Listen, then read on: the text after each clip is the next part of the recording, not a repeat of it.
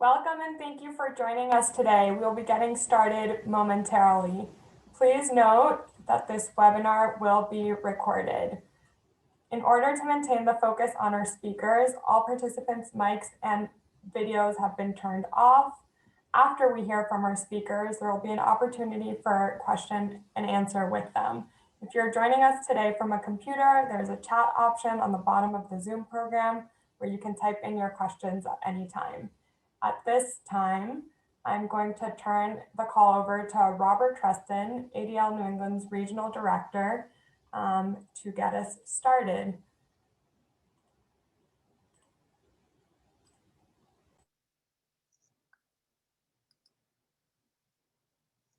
Good afternoon, everyone. Thank you for joining us, and thank you, Nora. I'll just say at the outset, thank you very much to Nora, because there's always a lot of work that goes on behind the scenes to put a webinar program together, and Nora is that person behind the scenes. I hope that everyone is well and that you and your families are continuing to stay healthy and safe as we collectively navigate ourselves through the pandemic. Before we begin, I want to just take a moment to thank our program co-sponsors, AJC New England, the Armenian Assembly of America, Bristol Community College Holocaust and Genocide Center, the Center for Holocaust and Genocide Studies at Salem State University, the Cohen Center for Holocaust and Genocide Studies at Keene State College, the Jewish Community Relations Council of Greater Boston, the Jewish Movement for Uyghur Freedom, the Massachusetts Coalition to Save Darfur, and I want to give a special welcome to Ms. Reynolds' U.S. History class at Groton-Dunstable Regional High School in Massachusetts that are joining us today. We are grateful for your partnership and thank you for joining us today. Today is December the 9th, and that means it is the International Day of Commemoration and Dignity of the Victims of the Crime of Genocide and the Prevention of the Crime of Genocide. We're grateful to have you join us on this webinar to remember those we have lost and those who have suffered through many genocides of modern times. As part of our act of bearing witness to this crime, we'll join in on an important conversation about prosecuting past genocides and preventing them in the future. Each of us has both a responsibility to remember past genocides and a duty to prevent those atrocities from happening in the future. One step you can take to fulfill this responsibility, if you're in Massachusetts, is to join with us in advocating for a bill that would require all students to receive genocide education by the time that they graduate from high school. In a moment, you're going to meet Katie Preston, a Holocaust survivor who's joining us from New Hampshire this afternoon. She was instrumental in getting a genocide law passed in New Hampshire this year. And a Genocide Education Commission is now meeting virtually to implement the law that Governor Sununu signed in July. The issue was so important to her that she actually came to Beacon Hill and testified at the State House in Massachusetts right before all of us went into a virtual world. Genocide education has never been more important. With hate of all forms on the rise and the memory of prior atrocities fading, we must educate the next generation on how stereotypes, prejudice, and religious and ethnic hatred can escalate to atrocities and empower our communities to act in the face of injustice. Before we begin, I just want to provide a little roadmap for where we're going to go in about the next 55 minutes. We're fortunate to have survivors of 4 different genocides join us who will share some brief reflections. Then Luis Moreno-Ocampo will share a brief presentation. And after that, I'll join him on the screen for a conversation. And we'll also have an opportunity for people to ask questions, which can be placed in the chat. I want to now welcome Anthony Barsamian, who's the managing partner at Hutchins Barsamian Metalcorn and co-chairperson of the Armenian Assembly of America, to lead us through the first portion of the program. Anthony's been a vocal advocate for the United States government to formally recognize the genocide of 1.5 million Armenians, a position that ADL fully supports. He is also a key partner in advocating for genocide education here in Massachusetts. We're glad to have you join us, and I'll turn it over to Anthony.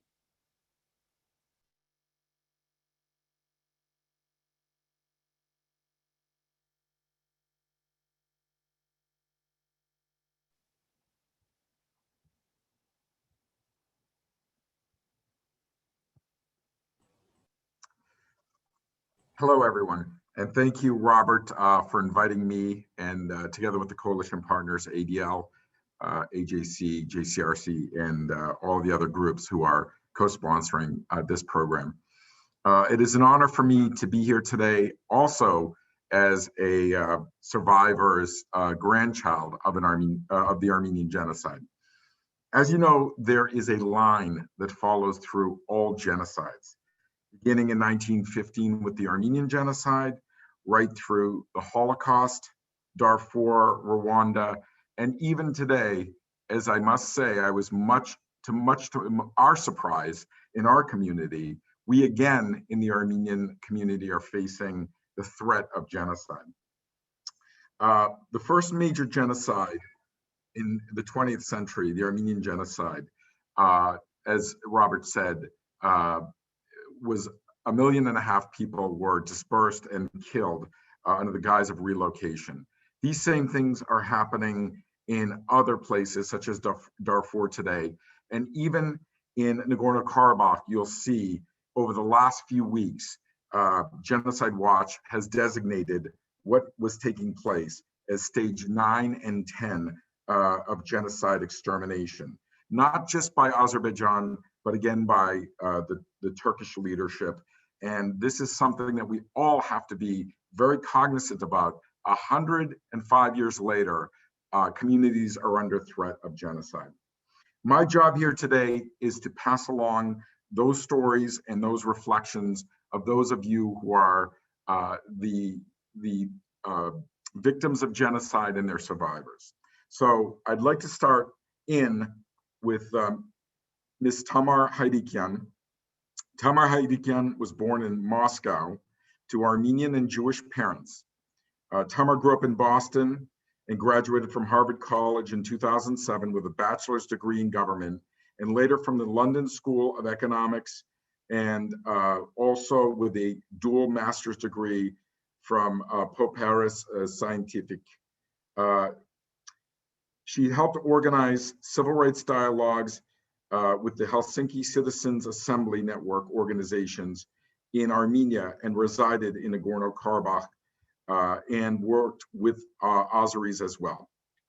While exploring rights-based approaches to peace building and the impact of statelessness on human rights, Tamar is currently based in Mexico City, where she works with grassroots social movements, journalists, and human rights defenders to combat structures of violence through strategic research, capacity building, and organizational strengthening.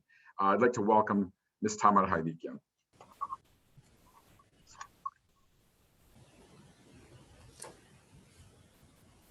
Thank you so much, Anthony. And thank you, Nora and Robert as well for organizing. I'd like to reintroduce myself briefly as if you'll allow me to, as the granddaughter of Arshavir and Zaruhi, and as the great-granddaughter of Setrak and Piastos and Asniv, who fled from Istanbul and Van to Yerevan, the capital of today's Republic of Armenia. Their children, grandchildren, great-grandchildren, and even great-great-grandchildren are safe and well, though dispersed throughout the globe, as well as in Armenia itself. I don't know if this is something that all human beings experience or if it is particular to descendants of genocide survivors, but down to my core, I feel a profound gratitude and relief that I exist in a time and place where I do not have to run for my life. And it's something that I never take for granted. And I don't say that with pride, because 3 generations after the Armenian genocide, Armenians continue to be defined by the threat of extermination. I'll give just a few examples. By far, the most important day of the year for Armenians is Genocide Remembrance Day on April 24th, while the anniversary of national independence may often pass by unnoticed. 3 generations on, for an Armenian to marry a non-Armenian or to not have children carries a stigma equated to perpetuating the genocide. For my parents, one of the biggest drivers of their personal decisions and their political beliefs has been the pursuit of statehood, self-determination, citizenship, and territory as a formula for survival. And beginning on September 27th of 2020, in the span of 1.5 months, a military onslaught backed by the same regional power that perpetrated the Armenian genocide in 1915 has killed thousands of Armenians, displaced tens of thousands on an ever-shrinking swath of land with an ever-shrinking population, and left hundreds missing and captive, their horrific treatment and execution on display to us through social media. When I was in college, I used to complain, this was many, many years ago, I used to complain that the Armenian diaspora was too exclusively focused on commemorating the genocide and on dwelling on our past, instead of devoting our energies to building up the recently independent republics of Armenia and Artsakh.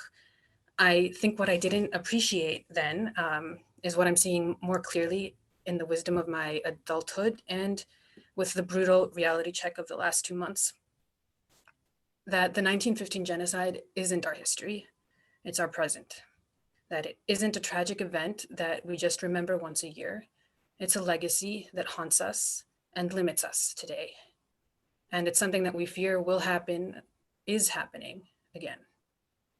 So I was supposed to answer a question, what lessons can I share from my family's experience? But instead, I think that all I'm able to bring to the table today is more questions.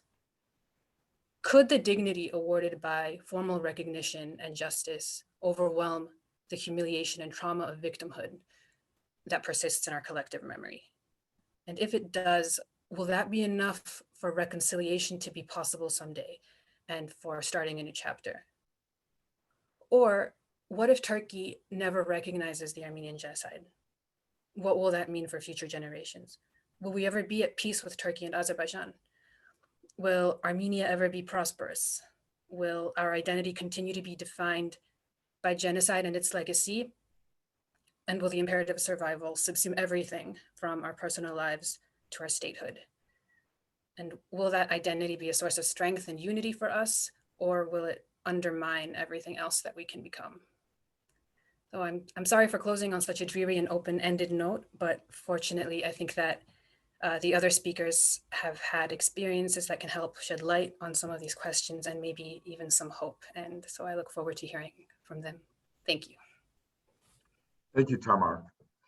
Next, we have Mr. Mohammed Khalifa. Mohammed was born in Khartoum, Sudan, and admitted to the United States as a refugee 21 years ago. He has worked for the International Organization for Migration, New York City Mission, and for the US State Department of the Army's Language Program. Mohammed is currently teaching language and culture at Harvard's African and African American Studies Department. I'd like to welcome Mr. Khalifa. Thank you so much, Robert, and thank you to the ADL and the Mass Coalition. Well, at the presence of our dearest friend, Mr. Ocampo, legally speaking, I shall be speechless on such issue, but someone somehow must add little to his endless contribution to the world justice. The Darfur genocide refers to the mass slaughter and the rape of Darfuri men, women, and children in Western Sudan. The killing began in 2003, but the unrest and the violence persist today. The genocide began carried by a group of government-funded Arab militant known as Janjaweed, or devils on horseback. But magically, now they are called Rapid Support Forces. They are responsible for burning villages, looting economic resource, polluting water sources, and murdering, raping, and torturing civilians.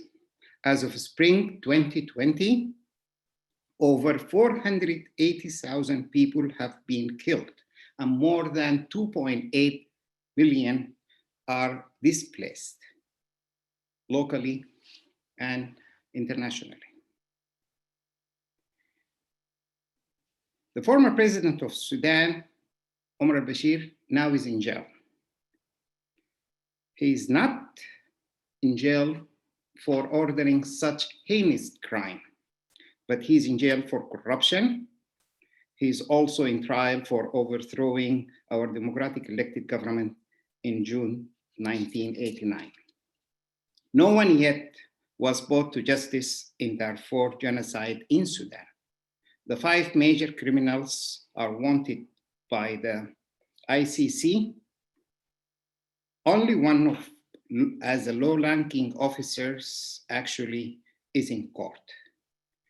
Bashir generals who are currently in power, obviously, are refusing to hand him over to the ICC. One of the fundamental principles of global law is to prohibit immunity to those responsible of serious violation of human rights.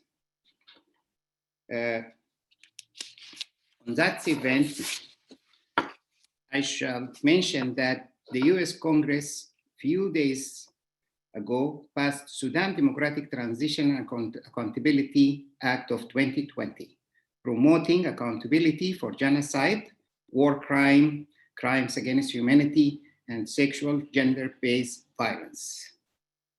It also encouraged the development of civilian oversight. Peace versus accountability in the case of Sudan. The October 3rd Juba, I call it incomprehensive peace agreement, shall and must become comprehensive, must bring all the armed groups to the table. The dismantling and the disarmament of the government's militants and all rebels must follow. Security must be restored for the safe return of all refugees and internally displaced persons. The call for transitional justice and its primary objective is to end impunity and to establish the role of law in the context of democratic governance in Sudan. The mechanism to deal with past human rights abuse are criminal persecution, truth commission, reparation, and institutional reform, and memorization as we do today. Freedom, peace, and justice is the slogan of Sudan Peaceful Revolution of December 2018 against al-Bashir. But those who are responsible of such genocide must face justice and be tried in the International Criminal Court. So transitional justice cannot be used as a tool of immunity or for political gain. Genocide is a painful, deep scar in our humanity. The pain will remain in our soul unless we all confront it by all means. Thank you.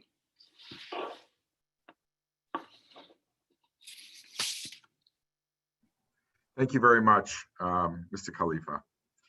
Our next speaker is Miss Katie Preston. Katie Preston was born in 1939 at the start of the Second World War to a Hungarian Catholic mother and a Jewish father. 28 members of her family were exterminated at Auschwitz. At the age of 5, she was hidden in a barn by a friend of her mother and escaped the fate of her family. Katie has been a leader in advocating for mandatory genocide and Holocaust education in our schools, including the recent passed initiative in New Hampshire. Please welcome Ms. Katie Preston.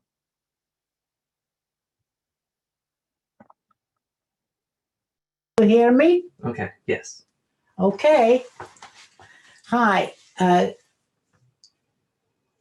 just want to make sure you can hear me. Can you just do hands to do that if you can hear me?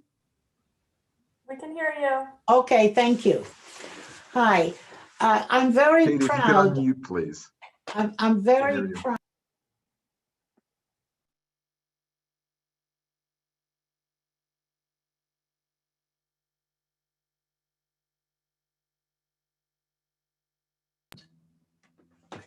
Hello? You're good.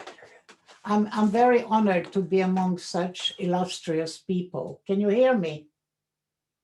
No? Yes, yes, Yes? yes, you're unmuted. Okay. And I wanted to tell you that I'm very, very proud of the fact that we were able to pass this law in New Hampshire.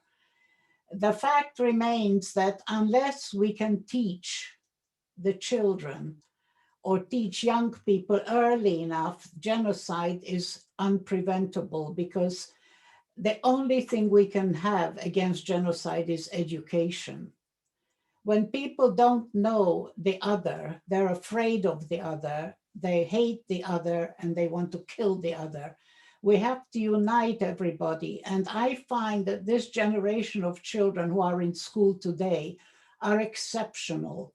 They're much more receptive, they're much more open, they're much more able to understand the equality of all of us. And I'm very, very optimistic that this generation will save the world. I find that since I have been a survivor, I spent, the usual life survivors have, the guilt, the survivor guilt, being an overachiever, having several careers. And now that I'm 81, I realize that the only important thing in life is to try and make things better for the next generation. That's all that matters. And whatever we can do today, whatever we can teach, whatever example we can show, will make all the difference for your children and your grandchildren. And I've been speaking in schools and in churches and anywhere where people would listen to me. And I have found that people are far more receptive than one would expect. You have to speak to people who don't want to hear you, not only to the people who want to listen to you. In fact, as soon as COVID allows me, I intend to go into the prison system and address my concerns to white supremacists. I want to try and find humanity in my enemies. And I think it is possible. And as far as the children are concerned, I just finished a graphic novel for young adults, because I think that we have to find people where they're easiest to address. And some children don't want to read books, but they will look at a graphic novel. And that's one way to address the younger children. And what we're doing in New Hampshire with our program is not just my genocide, my Holocaust. It is everybody else's genocide. It's the Armenian genocide. It's the Native American genocide, which I think is very important and much overlooked. Nobody ever talks about that. And I would hope that we have every single genocide as a program in our schools, so that people can understand that a genocide is not only if you're Jewish or Armenian. A genocide can happen to you anytime, anywhere. And my whole focus is to make it more international, because we're all victims and heroes in it together. Thank you very much.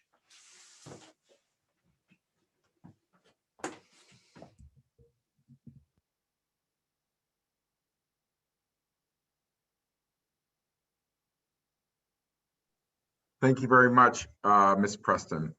And I absolutely agree with you. Well done. Our final speaker will be Ms. Lillian Pari Umahosa. Today, Ms. Umahosa will speak about the importance of the genocide against the Tutsis, which is something that we all need to understand clearly, as it is one of the more recent genocides that has taken place. Ms. Umahosa is a Rwandan public speaker, human rights advocate, and founder of Women Genocide Survivors Retreat program supporting women survivors of the genocide against the Tutsi in Rwanda, psychologically and financially. She currently works for the Foundation Rwanda as a project officer. Lillian uses her education in peace and conflict studies, works with nonprofit organizations, and life experience of survivors of the genocide against the Tutsis to fight against injustice and summon global dialogue and action against human rights abuse. She's now based in Kigali, Rwanda, and comes to us from Kigali. Ms. Umuhoza.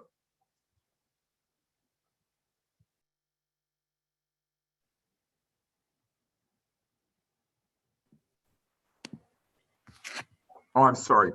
Our next speaker is Ms. Lilian Umuhoza.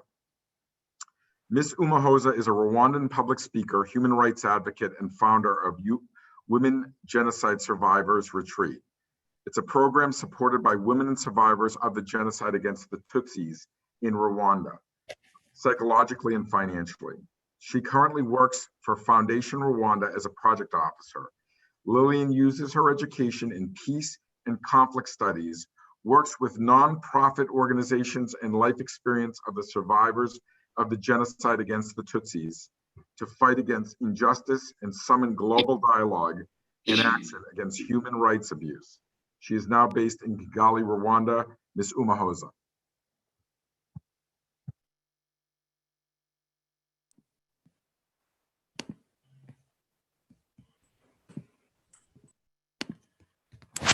Hello, can you hear me?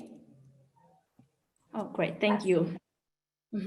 Thank you so much to the organizers of this program. I'm really honored to be part of it, and I believe there is power in bringing survivors together. So thank you so much. My name is Lilian Umuhoza.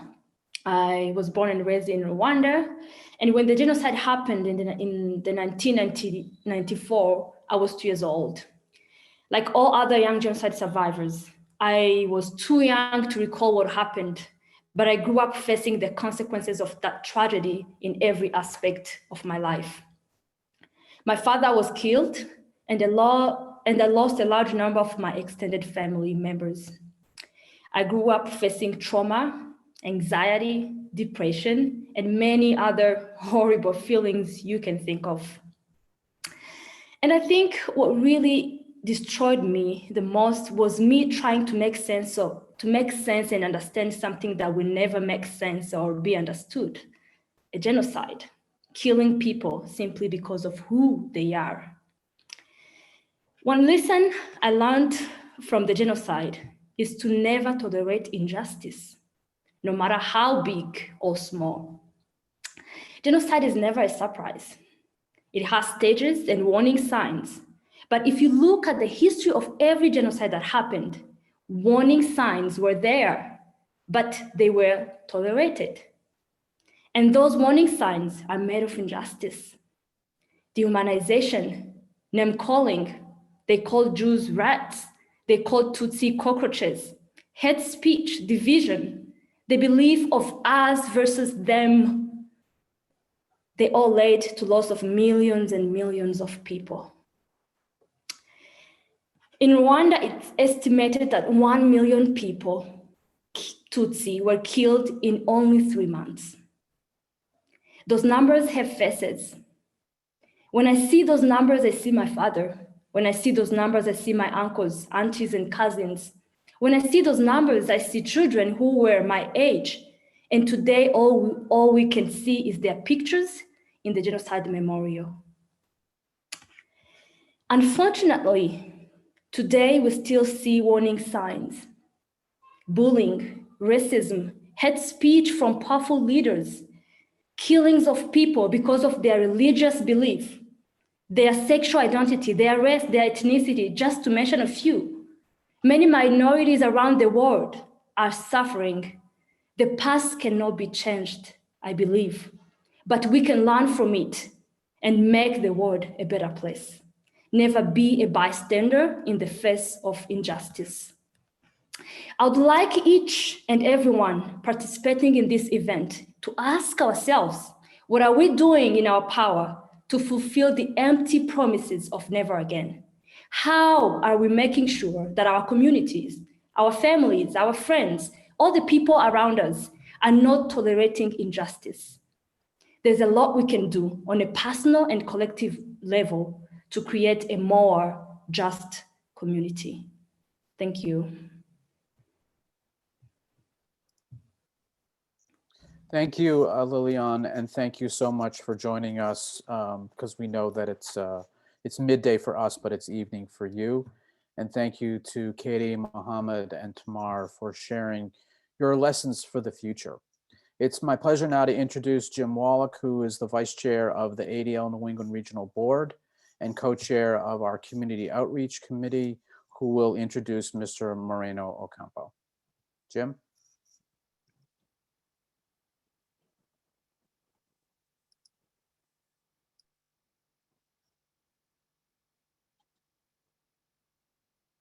Thank you, Robert. It's my honor and pleasure to introduce our featured speaker. Luis Moreno-Ocampo served as the first chief prosecutor of the Permanent International Criminal Court, based in The Hague from June 2003 to June 2012. He conducted investigations in 7 different countries, presenting charges against Muammar Gaddafi for crimes against humanity committed in Libya, against the president of Sudan, Omar al-Bashir, for genocide in Darfur, and against Joseph Kobey, leader of the Lord's Resistance Army in Uganda, among others. Before joining the ICC, Mr. Moreno-Ocampo played a crucial role during the transition to democracy in Argentina in 1985. In 2011, The Atlantic included him among the Brave Thinkers, which is a guide to leaders risking their reputations, fortunes, and lives in pursuit of big ideas. These days, it's appropriate to refer to Luis as Professor Moreno-Ocampo, as he is currently a visiting professor at the UFC School of Cinematic Art. There he teaches students about the interplay between global crisis and the cinematic arts, and the ways in which different narratives define conflict and the institutions meant to protect people from conflict. Professor Moreno-Ocampo, thank you so much for joining us today to share your perspective and insights gained through years of prosecuting the perpetrators of genocide. Welcome.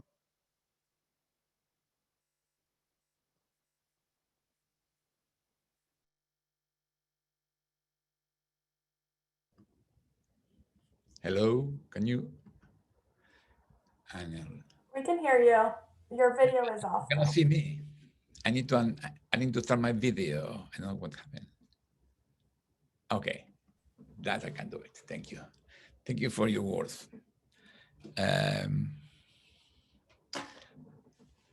It's an impressive meeting, and all your comments are fascinating, showing the long-term impact of genocide.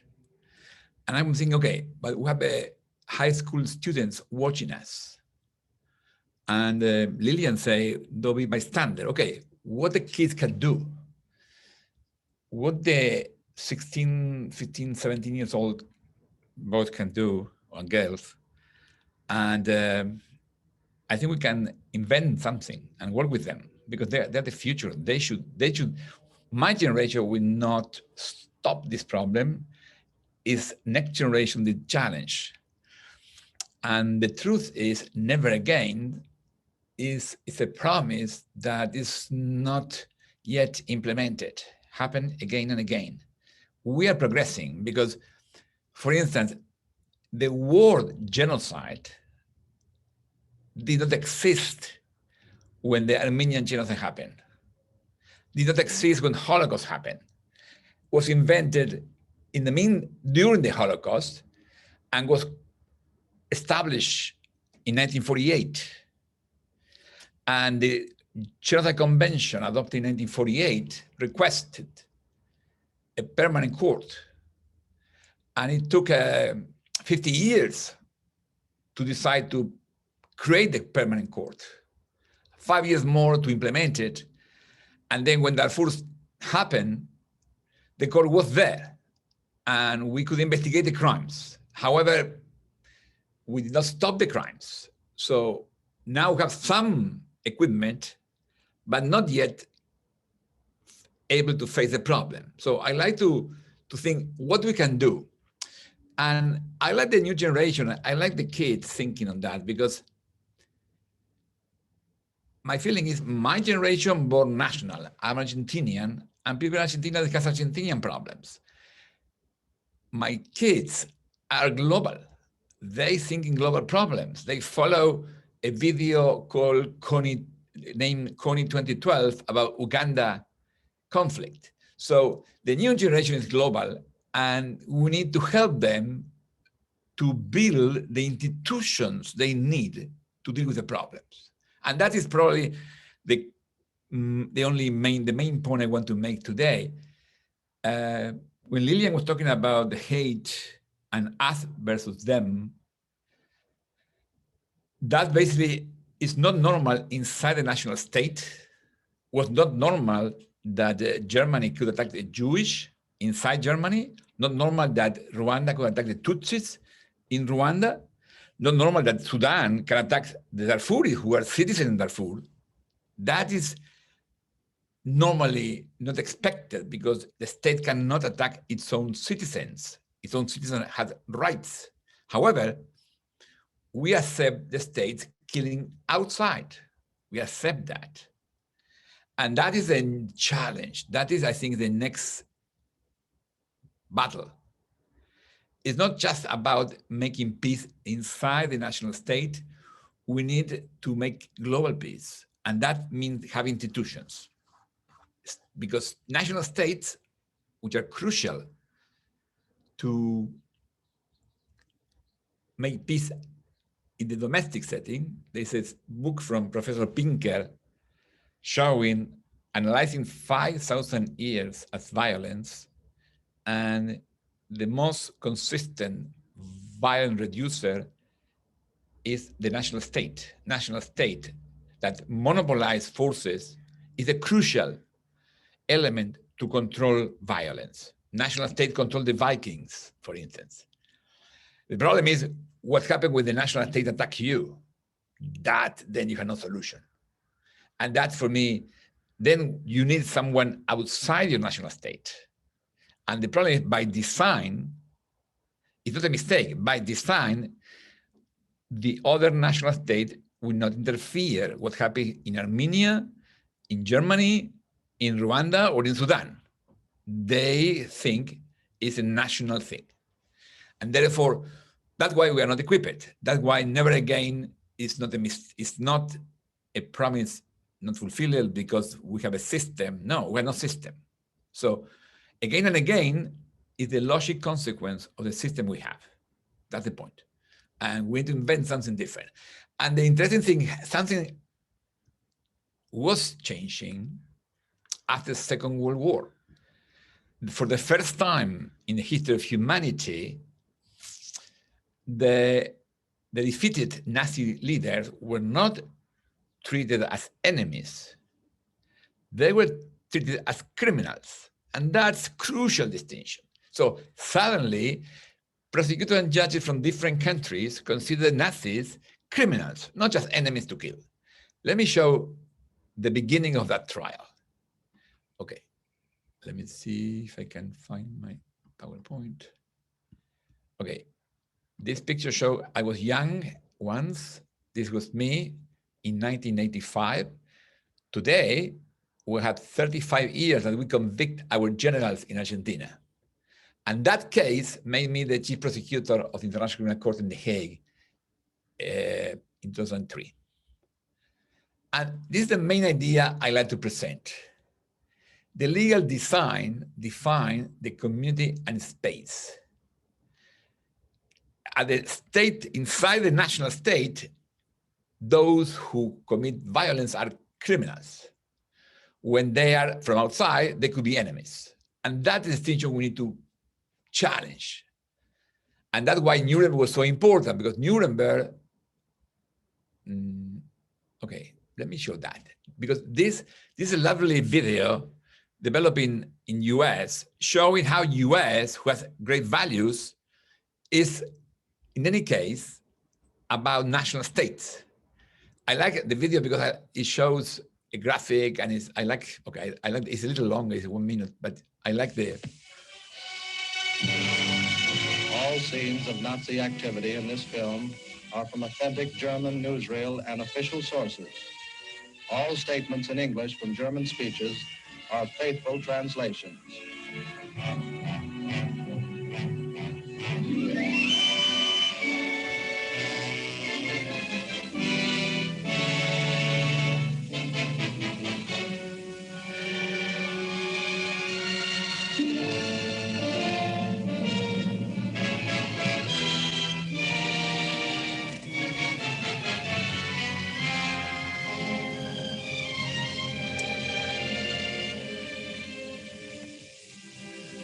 I, Thomas Jefferson, have sworn upon the altar of God eternal hostility against every form of tyranny over the mind of man.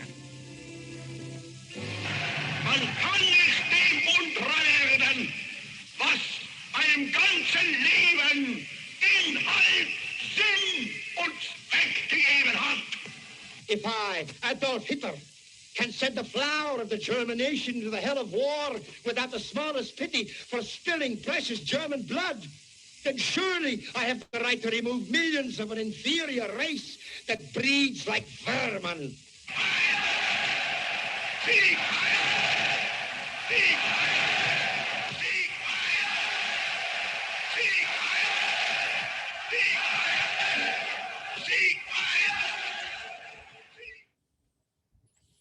So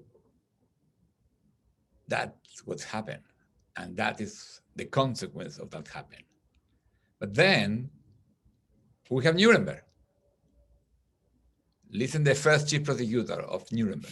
The chief prosecutor for the United States of America.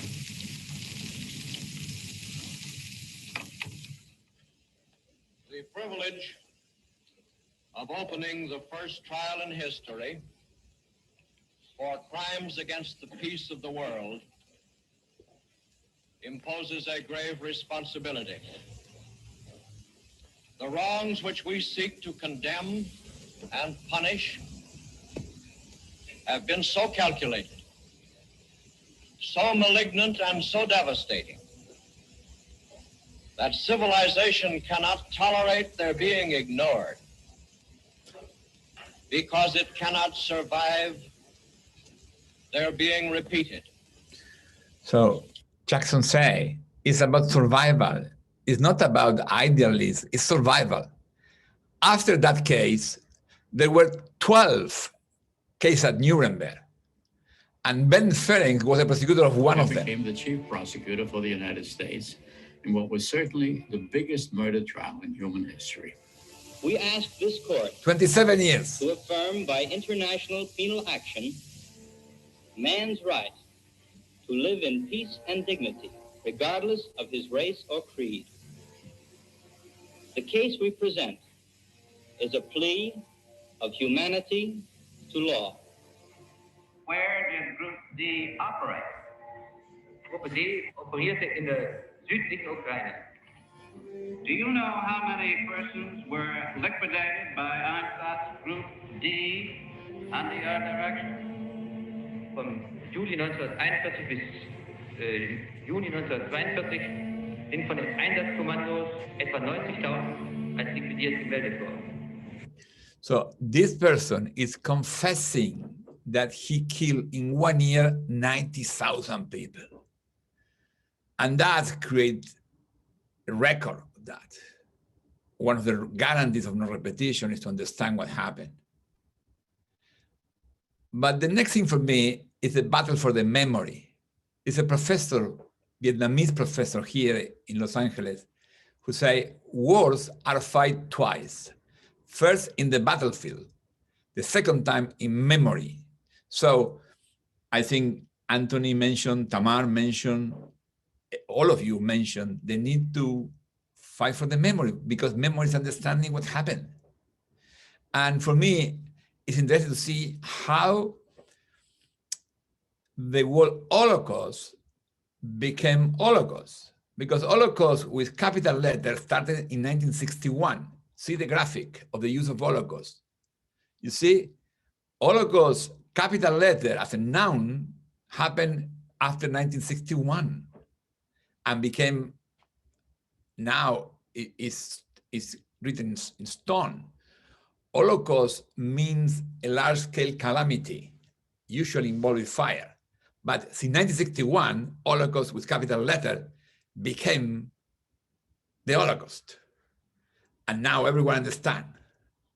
And interesting, that transformation of the narrative, look, it's not about the trial at Nuremberg. It's not 1945, 46.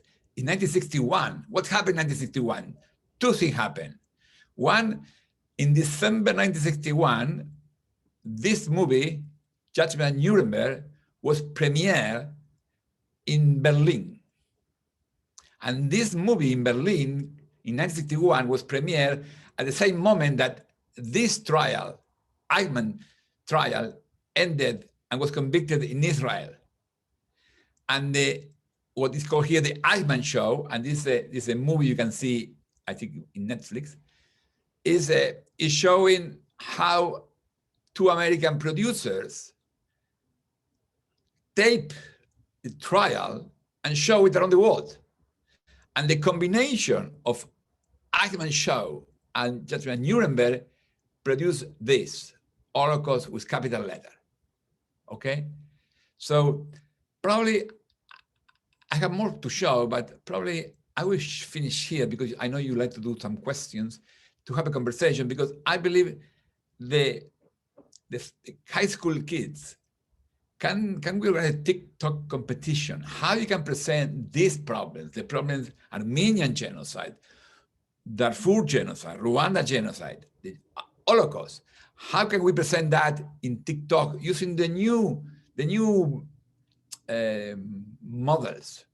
I have experience, I don't know if you know, because Coney 2012 was a video show prepared by a group of young people, and they mobilized the entire world, 120 million viewers in 6 days. So if we talk about memory, we need to include in the memory the new generation, and we need to adjust to new models of memory. TikTok is one of them, but I suppose we have much more. I am ignorant on that. So I will stop here, and maybe we can explore other issues after, but just that happened, sometimes international community could intervene, not normally, but in any case, like in Armenian case, it's clear, we need to really do something on the memory. If not, will be repeated. Thank you. So. Thank you, Luis. So there's a lot of questions coming in on the chat.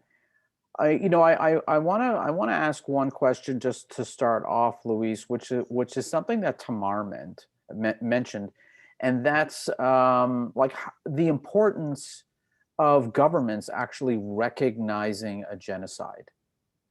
And I'm wondering if you could just sort of comment on that, because you may prosecute a case, but there may not always be that the recognition. How important is that, and how do we, from the Armenian perspective, clearly there isn't current recognition by the Turkish government, and I imagine that this comes up in when you're prosecuting a genocide case.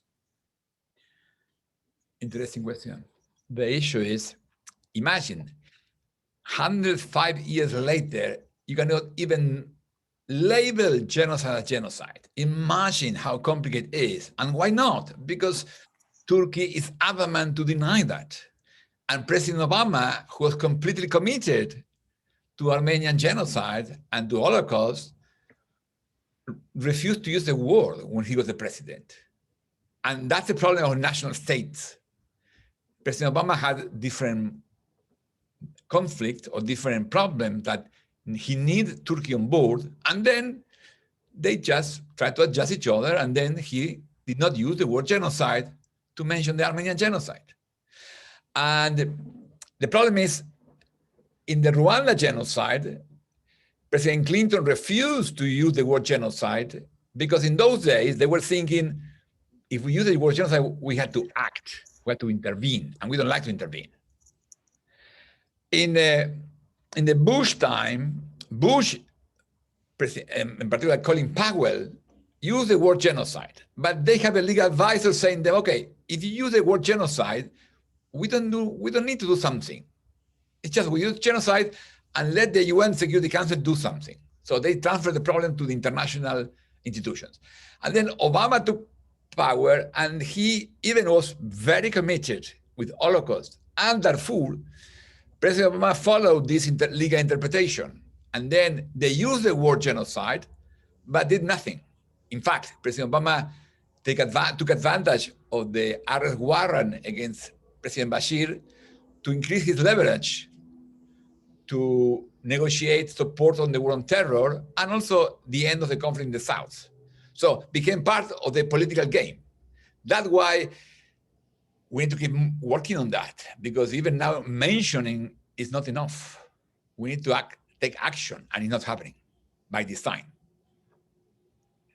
So we're talking about genocide, and I just do want to recognize that there are a number of different genocides that have occurred, even though we're focusing on a couple today. But even here where we are in Massachusetts, there are survivors of Bosnia, Cambodia, and Native Americans, indigenous people who were here long before any of us started living on this particular land. So I think it's just important for us to recognize that.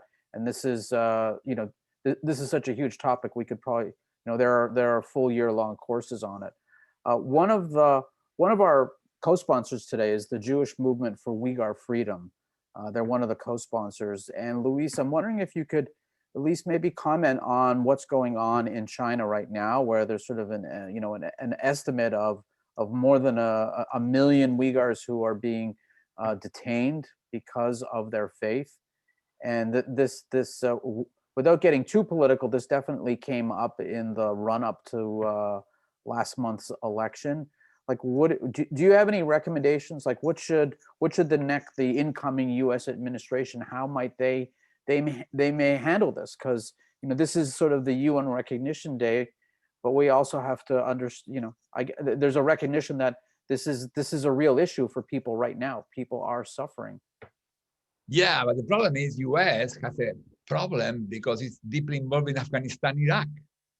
So U.S. has no legitimacy to say stop doing this or that when U.S. is still having a bombing strategy. So for me, President Biden, the first thing to decide is not about China. It's about U.S. involved in Afghanistan. How U.S. can change the approach. Do you know, until September 11, the normal strategy of U.S. to deal with international terrorism was law enforcement. And instead to improve the law enforcement, in 15 minutes, President Bush decided in the middle of September 11, say it's not justice, it's war. And that decision I could understand because happened as a reaction, something that no one expected. But 7 years later, President Obama took office and he received no new plans. Still bombing was the only strategy. And then 15 years later, President Trump took power and no new plans. And now we have President Biden taking office and there's no new plans. So for me, the urgency, because the war on terror is really destroying not just one specific national system like in China or India or Pakistan, is spreading violence around the world. And that for me is a crucial aspect. And the problem is, in the US, not many people think about that. Because it's difficult for us to see as soon you feel safe, you don't think in the victim of the other side. You feel you are doing what you have to do. And it's not the case. So for me, for you and me about President Biden, total priority is how to confront international terrorism. That's the real thing. No, that's the real discussion. Because if not, the Yazidi genocide, one of the last genocide, Yazidi genocide in 2014, is a consequence of the war on terror because the members of Hussein were basically involved in the creation of ISIS, the Islamic State, and the Islamic State produced the Yazidi genocide. So we need to understand these connections to deconstruct and to transform. It's not just one country, and it's not US telling the other country what to do. We have to start in-house, US, what US is doing. So one, your point here is well taken, how everything is so interconnected. And, we have a number of high school students who are joining us today, and they're studying, America's response to World War II and the Holocaust. So and you speak about the urgency, and I think there are many of us on this call who feel the urgency. what do you have some advice for these high school students who really want to be, I think, more actively involved? And to Katie's point at the outset, I think we're relying on them. What can they do? Okay, they're studying, so they have to study. But we need to teach them about the importance of the legal system, because I think it's like a software. It's like a software. The legal system is a software. We need to understand how the software works. And then the kids have to understand my generation, the old generation, has a national software. And of course, Facebook is not national, it's global. All the internet companies are global. So it's a contradiction between a global internet based on a national system. And yes, the terrorists and intelligence community are using the internet, but not institutions. So for me, and I know there's not the classic way to teach about this, it's not about good guys against bad guys, it's about the software, how the legal system works, and what happened with the national system. In fact, US, in the Second World War, US was forced to go to war, to rescue the world. And as a consequence, they learned they need to have an army ready. And that was good. The problem is now we are using the army in the wrong way. And that one we need to rethink. I don't know, this is for the kids. This is for Harvard. I spent 6 years at Harvard. I came to California because I feel, okay, we are not discussing here a new policy for the new president.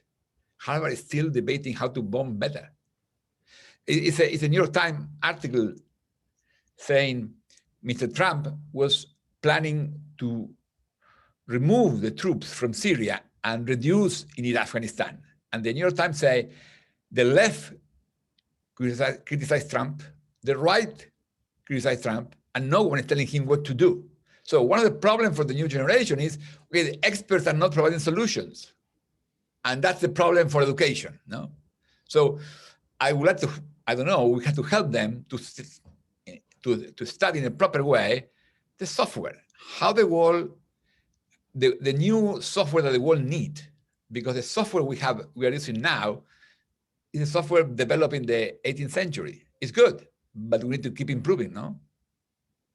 So we're almost out of time. I want to ask, like, as a genocide prosecutor at the ICC, from your perspective, when you're in that role, who do you represent? Who are you representing when you're a genocide prosecutor at that level?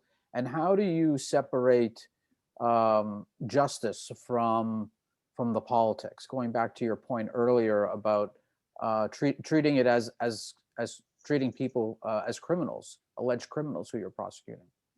As a prosecutor, you have a legal mandate. And my mandate was to investigate the crimes, to collect the evidence, and present the case before the judges, and respect the interests of the victims. That's why I am very proud of Mohammed, who is a victim of Darfur, feel that. He feel like I was working for him.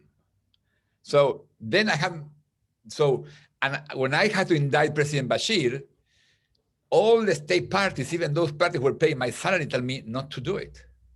Not to do it. I remember a legal advisor of the important country saying to me, Luis, your single agenda is crossing our country entire agenda. Our agenda in Darfur, yes, Darfur is a problem, but also it's about oil in Sudan, it's about relation with China, it's relation with Africa, relation with Arab League. So it's much more complex. And I told them, look, you told me it's a genocide, I cross all the agendas. Okay, but he doesn't like it. And even that's why it was interesting when I request the arrest warrant for genocide against Bashir, everyone was against me. But interestingly, I was thinking I would put my flag in the hill and be surrounded by the enemy. And suddenly, President Bush was in the last 6 months, was advised by his special envoy to support us.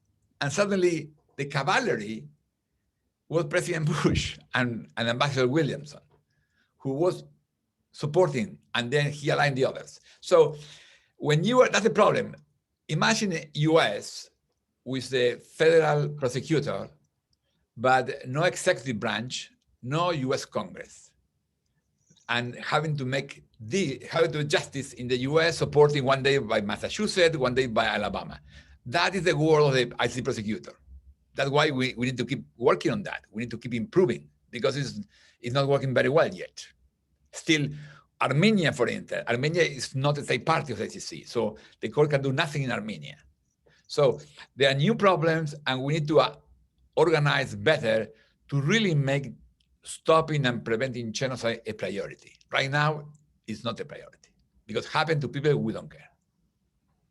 So unfortunately, we're out of time, but I think we're stopping at the perfect point, because I just want to thank you for following that compass of justice, and blocking out the politics when you were a genocide prosecutor. So, you know, I'm sure Mohammed and others can attest to what you did for them, and I think it speaks to the importance both of education and of not letting it go. And there's clearly a lot more work to do. So I just want to thank you for the service you did for all of us, particularly for the victims of the genocides that you prosecuted. I think there's a lot more that we could do with this topic, and I know that we've spoken with Luis about doing some follow-up. So please stay tuned, because I think there is definitely more to do. In the interim, if you're in Massachusetts, you can certainly make a call, send an email, and push your state legislator, state representative, state senator to support the genocide education bill. We've got a couple weeks left in this legislative session before the end of the year, and then we're going to have to start again in 2021. But it's one of our priorities, and I think everyone you've heard from this afternoon speaks to the importance of it and why it actually is a real priority. I want to thank Anthony, Katie, Lilian, Mohammed, Tamar, and Luis Moreno-Ocampo for being with us today. A special thanks to my colleague Nora Cohen and the entire ADL colleagues, all of my professional colleagues who are watching and working behind the scenes on this and so many other issues. And of course, I want to thank every one of you for taking the time to be with us here today. I wish you a good final weeks of 2020 and look forward to seeing everyone in 2021. Please continue to stay safe and be well. Thank you.